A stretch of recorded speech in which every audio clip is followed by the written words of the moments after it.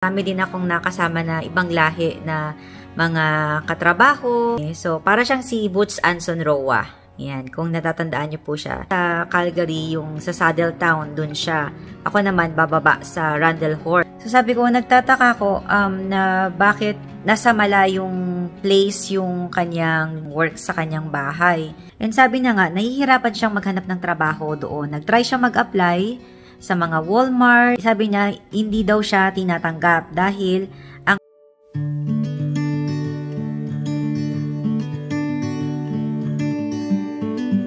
Hi guys! Welcome back again to our channel. At ngayon po ay Wednesday na dito sa Canada.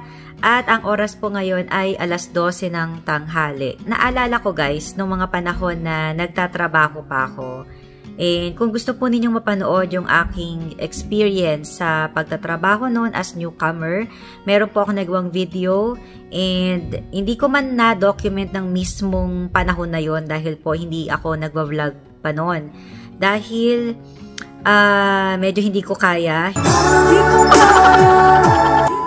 Hindi kaya ng powers. And as a mother of 3, nung mga time na yon ay mahirap po na magbablog pa ako tapos nag-a-adjust din sa trabaho and then mag-aasikaso nga ng mga bata and talagang nung mga panahon na yon ay napakaraming adjustment namin as family dahil nga nung dumating kami as newcomer, ako yung unang-unang nakapag-work and then si husband habang nag-aaral noon, nag-decide kami na hindi muna siya mag-work sa first sem dahil sa very loaded talaga yung schooling niya and nag-a-adjust pa siya.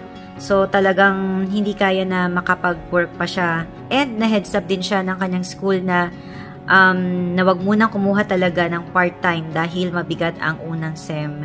So I guess depende rin siguro sa program na kinukuha pero basically yung kay husband noon na IT-related program. So just to be specific, ito ay software development program and fast track siya kasi 1 year lang.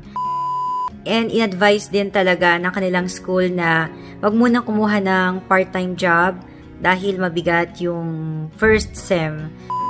So ako naman, ako yung unang-unang nakapag-work. Yung work ko ay through referral din talaga.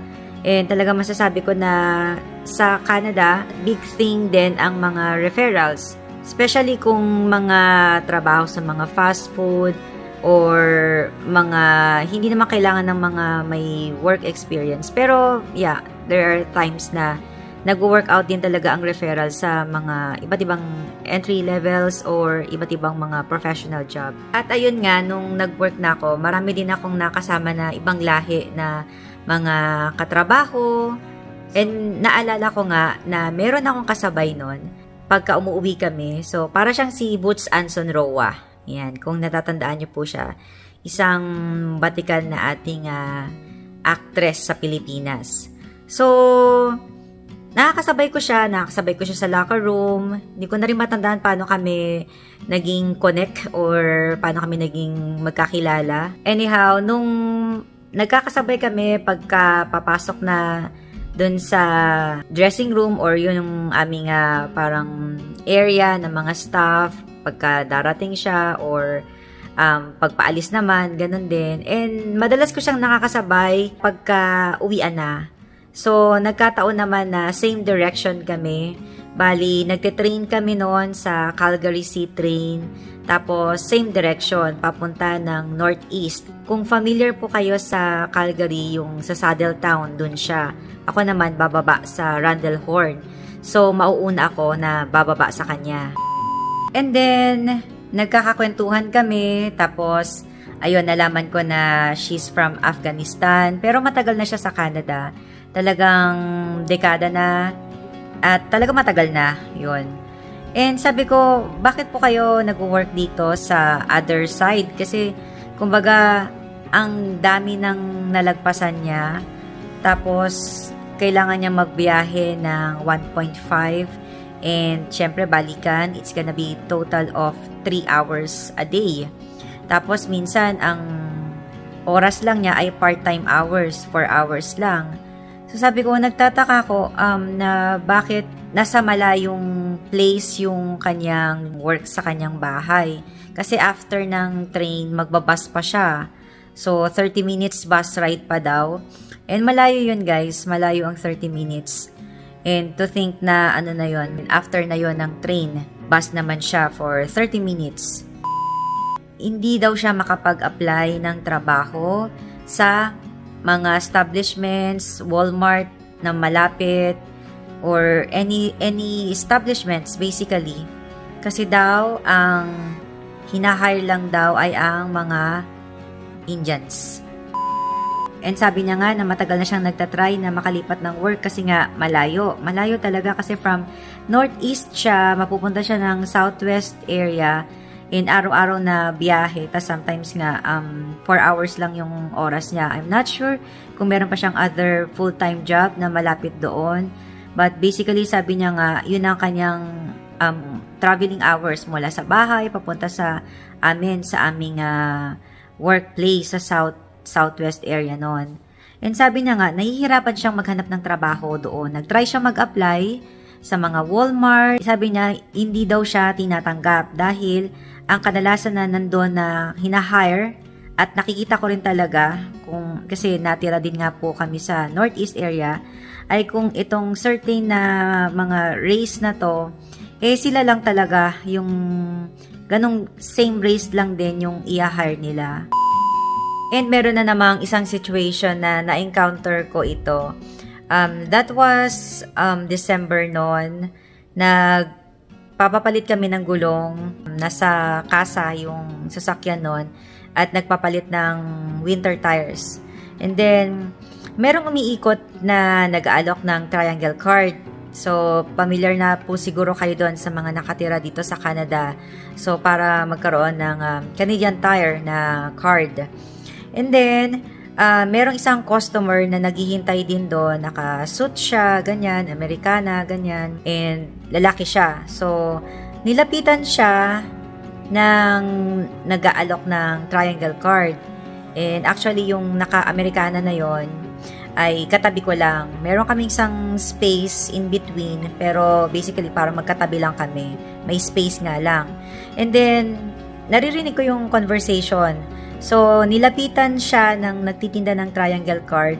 Tapos, inalok niya nga yung nakasuot ng Americana na yung ganito, membership card, blah, blah, blah. And then, sabi ng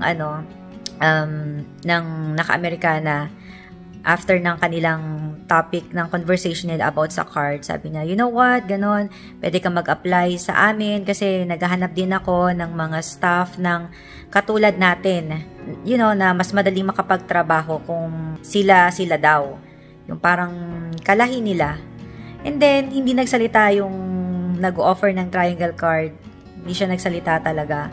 And then, there's an awkward silentness dun sa lugar and sa space namin na yon. And hindi naman ako tumitingin sa kanila. Kasi hindi ko rin naman maiwasan na hindi makinig. Kasi nga, katabi ko lang sila. Naririnig ko talaga. So, suddenly, etong naka-Americana, nagpaalam na lang bigla. Parang na-awkward talaga sila. So, I believe na meron pa rin, hindi pa rin siya ganon na okay sa paningin din ng iba. And that's true naman talaga. Hindi siya ganon na accepted. So, yun guys, sad reality. Nangyayari din dito sa Canada na limbawa, ang itong fast food na to, makikita mo talaga same races sila. And nakikita ko rin din yung parang advantage kung pare-parehas kayo ng race kasi nga madali ang communication, tapos gagamitin nyo pa yung sarili nyong language. But then again, since Canada is a very diverse country, marami talagang ibang lahi na nandito, halo-halo talaga. Merong Afghanistan, Pakistani, Indian, Filipinos, Chinese, Nigerian, etc. Marami talaga. Ayun lang din talaga, yun yung isa sa mga challenge na na-experience nowadays. May mga existing establishments talaga na hindi nag-hire ng hindi nila kalahi. So, yun, sinishare lang natin ngayon guys yung mga nangyayari dito sa Canada para din ma-set yung expectations ng mga newcomers, ng mga nagbabalak na pumunta rito sa Canada. But then, of course, may talagang dominant na lahi dito na sabi nga sa social media na they are taking over sa ganito, ganyan, kinukuha na nila ang lahat. So, yun guys, kung bagong dating po at naghahanap ng trabaho, mga newcomers, okay din talaga and effective way na makapagtanong sa mga community groups para sa referral ng trabaho. Pero syempre, kinukonsider din ng mga magre-refer yung tao. There are times. So, minsan sasabihin nila na may hiring sa ganito, ganyan. So, mga leads din naman para malaman kung saan may hiring. And then, meron din naman na referral talaga na kakilala mo, tapos yun, i-refer ka. Sometimes nga, nakakakuha through classmates, ganon, na i-refer din sa kanilang mga part-time job. Thank you for watching this video. Please subscribe. Take care. I'll see you again. Bye for now.